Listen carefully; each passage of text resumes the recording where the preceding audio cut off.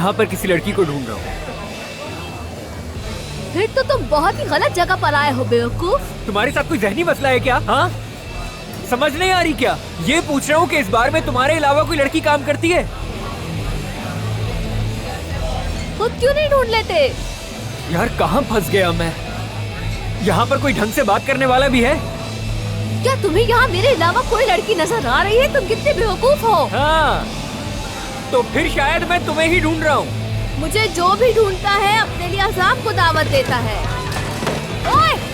अरे क्या हो गया तुम लोगों को? आपस में क्यों लड़ लो? हम सब आपस में दोस्त तो हैं। एक साथ लड़ने का क्या फायदा? किसने झगड़ा शुरू किया है यहाँ? देखो तुमने या तुमने? बताओ किसने? यहाँ में नाराजगी होती है, लड़ाई होती है, मगर इस तरह से थोड़ी कि एक दूसरे का सर फाड़ लो तुम लोग। ओह माय गॉड, क्या कर रहे हो? और तुम्हें क्या हो गया? पागल हो गई हो क्या? अरे तुमने इनको बोतल उठा के क्यों मार दी? बेवकूफ कहीं की। अब देखना, इसे बहुत गुस्सा आएगा।